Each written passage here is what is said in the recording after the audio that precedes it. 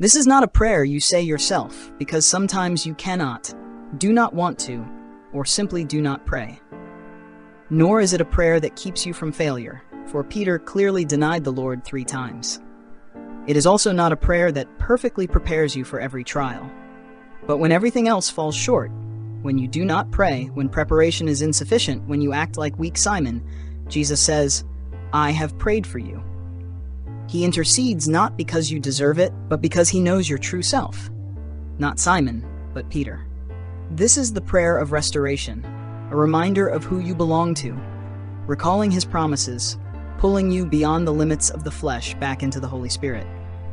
Like the prodigal son awakening, you will say, "I will return to my Father." It's a prayer that not only protects, but also repairs.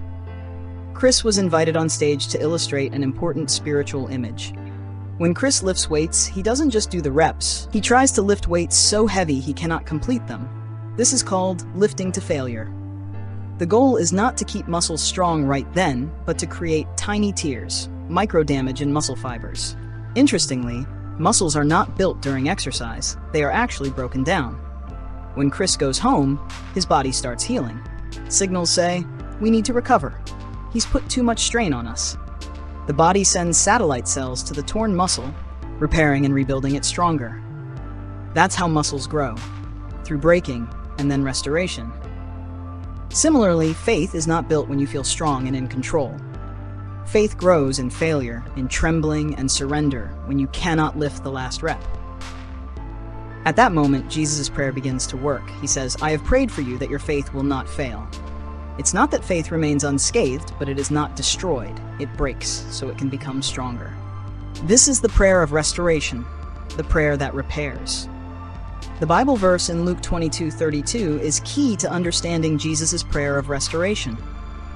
"I have prayed for you, that your faith may not fail, and when you have turned back, strengthen your brothers." At first glance, this prayer seems to fail. Peter clearly failed.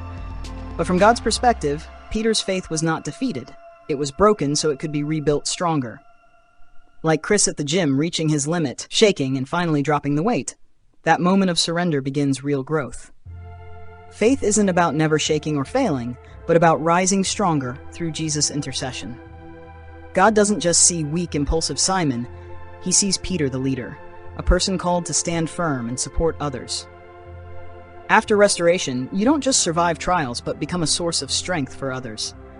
Jesus' prayer doesn't stop failure, but prepares you for restoration after falling. It's the prayer that helps you rise from ashes and walk in renewed strength. The prayer that repairs doesn't erase the past, but uses it to build a stronger future.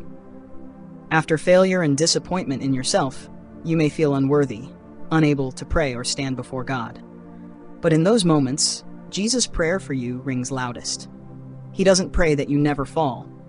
He prays that after you fall, you will not stay down. He prays your faith is not destroyed, but purified, tested, and rebuilt firm. Sometimes you're surprised at yourself, the things you've said, done, or thought you never would. Like Peter, you may have promised faithfulness, but failed at the crucial moment. Yet failure isn't the end. It can be the start of restoration. When you say, "Lord, give me strength through this," the prayer of restoration begins to work in your life. Jesus doesn't just see your failure, he sees your comeback. He told Peter, "When you have turned back, strengthen your brothers." That means after restoration, you don't just survive, you become one who strengthens others, someone who's experienced forgiveness, renewal, and has spiritual authority to uplift others.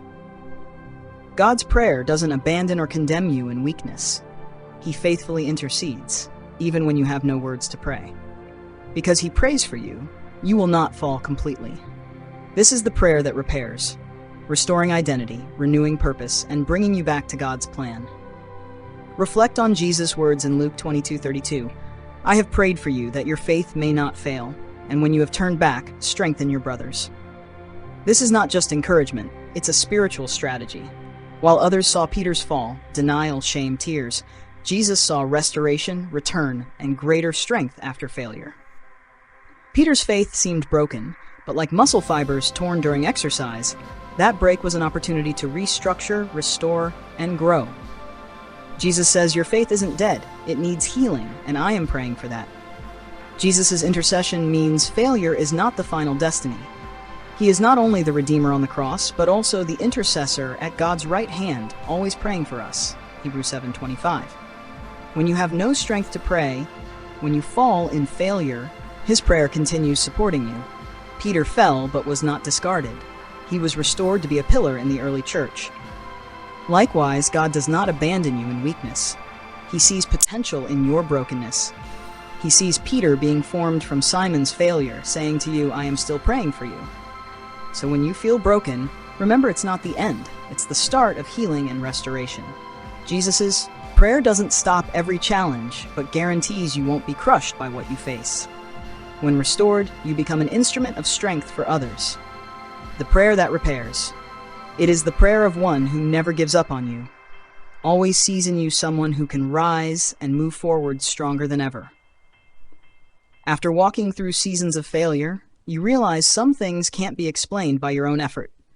Sometimes, all you can do is bow your head and say, if not for Jesus' prayer for me, I wouldn't be here. That's what keeps you, not your strength or faithfulness, but Christ's faithful intercession. Jesus knew Peter would deny him but didn't avoid it or reject him because of it. Instead, he said, I have prayed for you. That prayer wasn't just to keep him from falling, but so when he fell, he wouldn't stay down. It prepared the way for his comeback, restoration, and renewal. This is a powerful truth. You still have value after failure. God's plan for you is not canceled by weakness or wrong decisions. In the broken seasons, God is restructuring you, not to return you to the old, but to make you stronger, deeper, and more faith-hardened. And when you return, as Jesus told Peter, strengthen your brothers. That means don't waste your failure. Use what you've experienced to become a source of support for others. You don't need to be perfect to be used. You just need to be restored. Jesus is the tireless intercessor. He is not shaken by your weakness or abandonment. His prayer works quietly but powerfully, rebuilding you piece by piece. When restored, you'll see you didn't just survive. You are living out God's purpose. The prayer that repairs. It's not the prayer you offer, but the prayer offered on your behalf. And because of it, you will stand strong again. Let this settle deeply in your heart. Jesus' prayer does not only affect your present, but goes before you, preparing restoration after your falls. He knows you will be weak, that you will fail, and he still chooses to pray for you.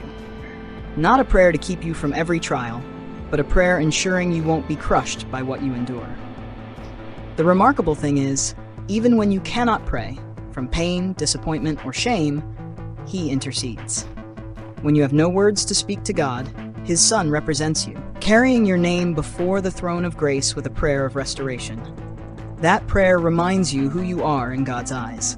Not just weak Simon, but chosen Peter, the rock.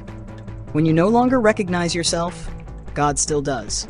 And his prayer lifts you out of despair, back to your true nature, the person God intended you to be. The prayer that repairs is not an instant miracle, but a process, a continual intercession, helping you step by step back, healing by healing. And through that process, your faith is renewed, your life restored, and your mission confirmed once more.